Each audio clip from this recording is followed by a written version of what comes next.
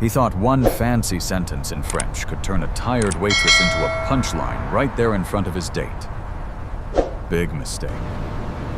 The dining room at Le Marais, a glittery Manhattan French spot, smelled like truffle oil and expensive ego, and Grant Wexler walked in wearing both like armor. He barely glanced at Emily Hart, the server assigned to his table.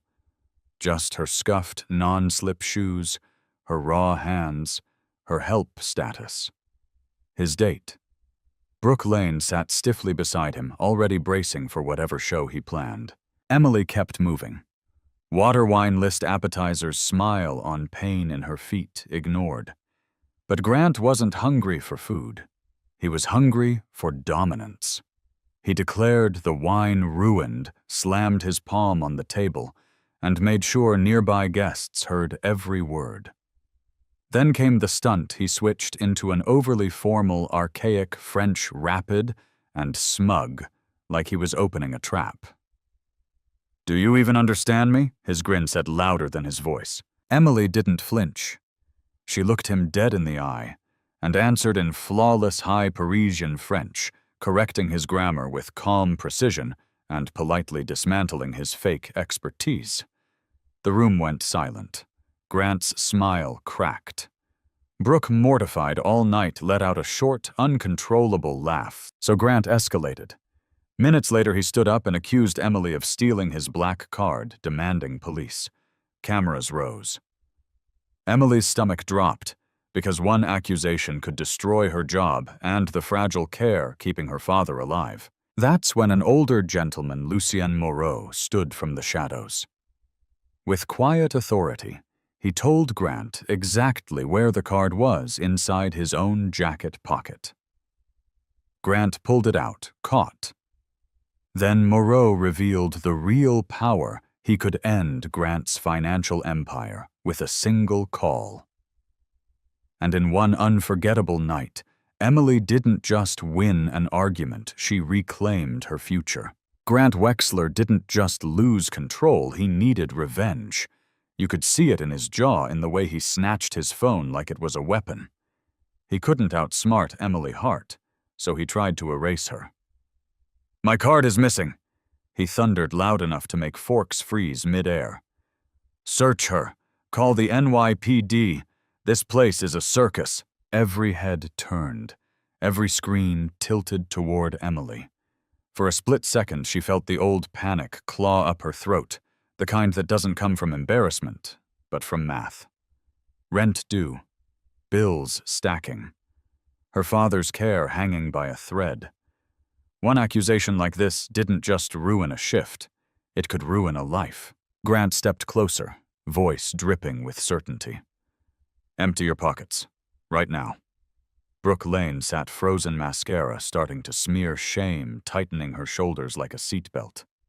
The manager hovered nearby, pale and sweating, already calculating how fast he could sacrifice Emily to keep the rich man happy. But Grant made one fatal assumption, that Emily was alone. A chair scraped from the shadows. A silver-haired man in a worn tweed jacket rose with the kind of calm that shuts rooms down. Lucien Moreau didn't raise his voice. He didn't have to. He looked at Grant like he'd seen 100 men just like him and buried them all with paperwork. "That's enough, Mr. Wexler," Moreau said. Then almost casually he added, "Check the inside pocket of your jacket. The left one." Grant scoffed until his hand slid inside and came out gripping the sleek black card. A ripple of gasps hit the room like wind through glass. Grant's face went purple, his lips searching for a lie that would stick. Moreau didn't let him. So he murmured, "Either physics performed a miracle, or you attempted to destroy a working woman for sport." And then came the real twist. Moreau leaned in, voice soft as a blade. "I know who underwrites your leverage. I know how much debt you actually carry." Grant's confidence didn't crack. It collapsed. Because in that moment, everyone saw it. Emily hadn't just survived a bully. She had just been backed by someone far more dangerous than money, real power, and real character. Grant Wexler tried to regain the room the only way he knew how, by grabbing someone else's spine and wearing it like a suit. He reached for Brooke Lane's arm. "We're leaving. Now." His fingers didn't even land before Brooke pulled back like she'd touched a hot stove. "No," she said. Grant blinked, stunned. "What did you just say?" Brooke's voice shook, but it didn't break. "I said no. I'm not going anywhere with you." She stood up straighter than she had all night, eyes bright with something new: anger, relief, freedom. "You didn't embarrass her, Grant. You exposed yourself." Grant's face tightened, dangerous and red. He took a step forward. That's when Lucien Moreau moved quiet, deliberate, placing his body between Grant and Brooke like a closing door. "You will not touch her," he said, calm as stone. Grant sneered. "And who are you supposed to be?" Moreau didn't flinch. "The man whose bank keeps your empire breathing." He tilted his head. "I know your leverage. I know your debt. And I'm not interested in financing cruelty." The words hit Grant like a punch you don't see coming. His swagger collapsed into panic. "You can't over a dinner." Moreau's gaze didn't soften. "Character isn't a dinner dispute. It's a risk assessment." He lifted his phone. "One call, and your loans get called in tonight." Grant looked around for allies. Found none. The cameras that had hunted Emily now hunted him. The room had turned. He backed away, jaw quivering, then spun toward the exit and fled, fast, silent, humiliated. In the aftermath, the manager rushed toward Emily with a brand-new smile, suddenly sweet. Emily barely heard him. She was still breathing through the adrenaline, hands trembling at her sides. Lucien Moreau turned to her, and his tone changed, gentler, almost personal. "Emily Hart," he said, like her name had been waiting on his tongue for years. "You wrote that paper on language and power. I read it." He reached into his jacket and slid a simple card across the table. "Come Monday, 9 a.m. You don't belong on a floor where men like him think they can erase you." Emily stared at the card, then swallowed hard, thinking of her father. The bills, the clock, always ticking. And for the first time in years, the ticking sounded like it might finally stop. Emily Hart's knees almost gave out the second Grant Wexler vanished through those heavy doors. Not from victory, from sheer release. Her pulse was still sprinting, her hands still shaking like the room hadn't just watched her get framed, nearly arrested, nearly erased. And now the air felt different. Lighter.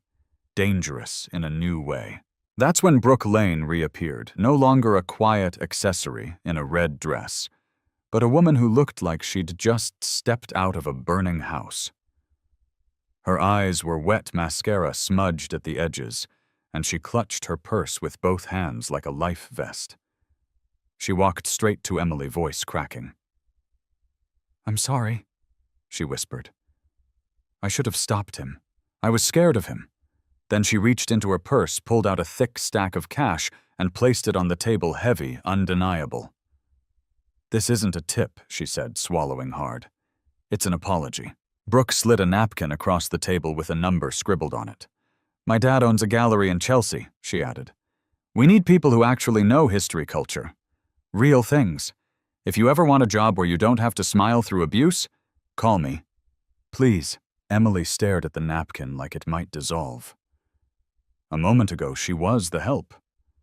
Now a door was opening right in front of her, because someone finally saw her as more than an apron. Lucien Moreau watched Brooke leave, quietly impressed. A rare thing, he murmured. A person choosing character over comfort.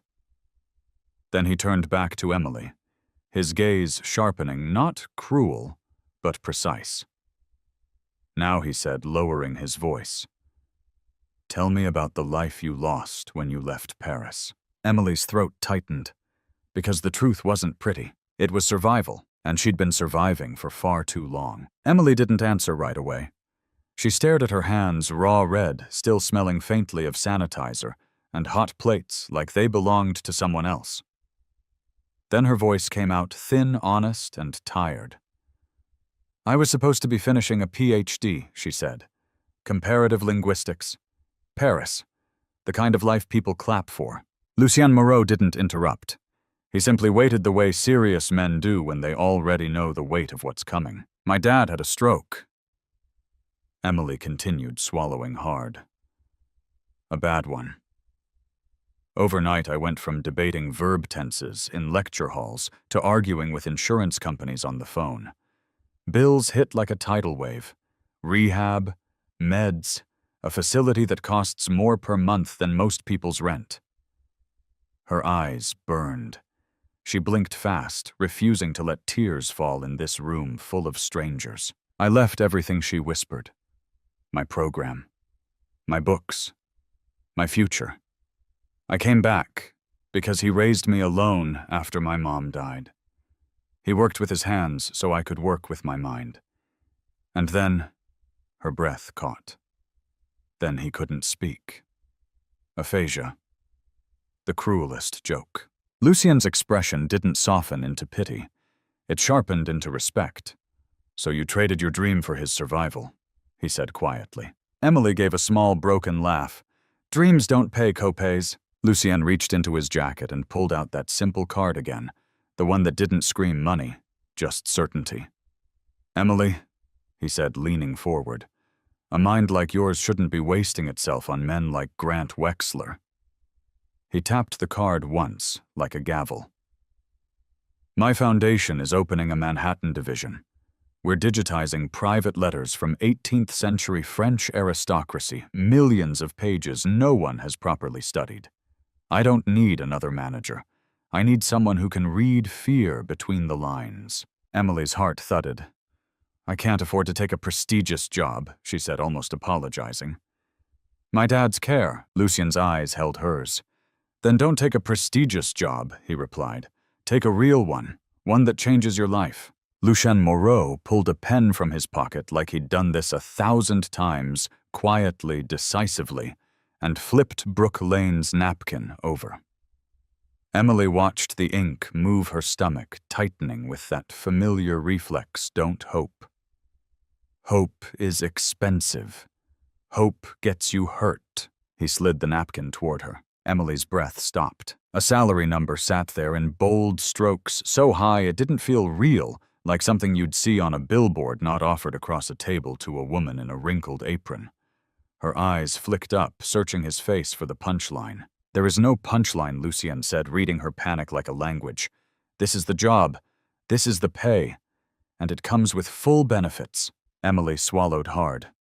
My father's facility. She began the words, spilling out fast, now desperate. It's upstate. I visit every Sunday. The better places. They won't even take us. The wait lists are years. I can't. Lucien held up one finger, gentle but absolute. I'm not offering you a ladder, he said. I'm offering you solid ground. He paused, letting it land. My group holds a controlling interest in a neurological institute in Westchester, the kind of place people beg to get into. Emily's eyes widened glossy. Westchester, she echoed, like the word might shatter. I can have your father transferred, Lucien continued, calm as a heartbeat. Covered under the plan. Proper speech therapy. Proper physical therapy. Not someday. Soon. He leaned back as if discussing the weather. And it's close enough that you won't lose him while you rebuild yourself. The restaurant noise faded into a distant blur. Emily pressed her fingertips to the napkin as if to prove it was paper and not a dream.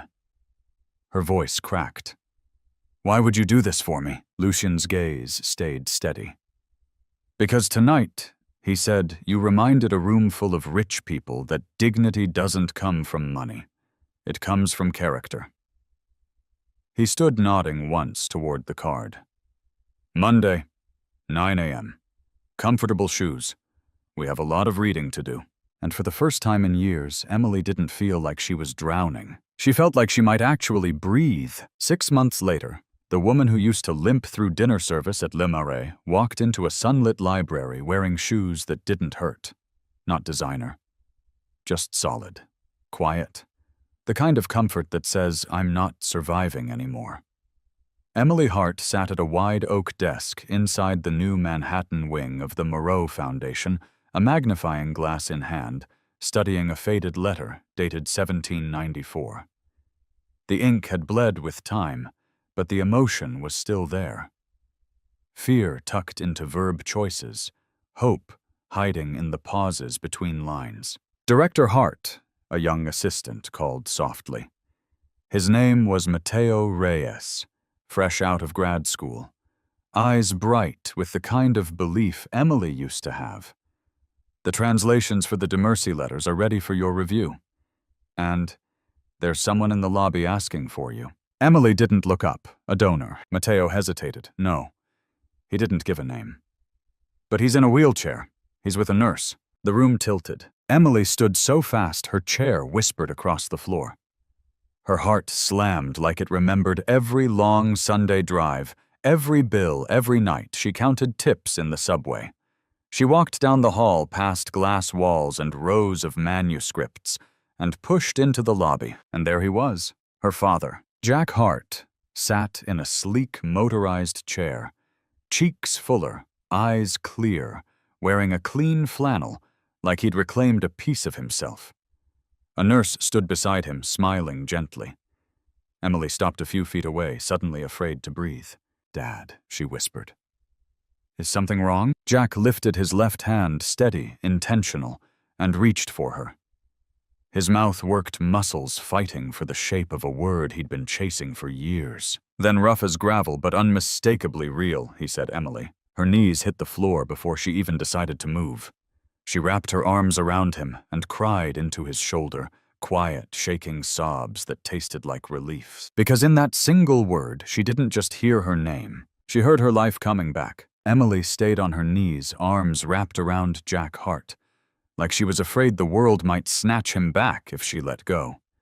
His shoulder smelled like clean laundry and cedar soap. Nothing like the sterile, sad scent of that old facility upstate. He held her with his good hand and looked past her, taking in the marble floors, the glass walls, the quiet power of a place built for minds, not egos. He swallowed, fighting for air, then pushed out another word. Proud. It wasn't smooth. It wasn't perfect. But it landed like thunder. Emily lifted her face, eyes swollen, and laughed through the tears. "I'm right here, Dad," she whispered, as if he might lose her again.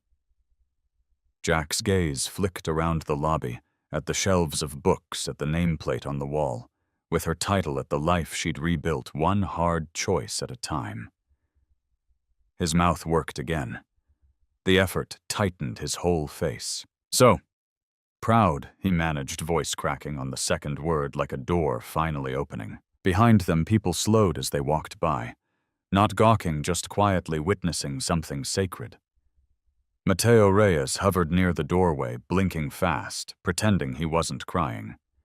Even the nurse shifted her weight, lips pressed together, giving Emily a moment she knew she would replay for the rest of her life. And somewhere in a different Manhattan, one made of noise and arrogance, Grant Wexler was probably still barking at strangers, still chasing respect he thought money could buy.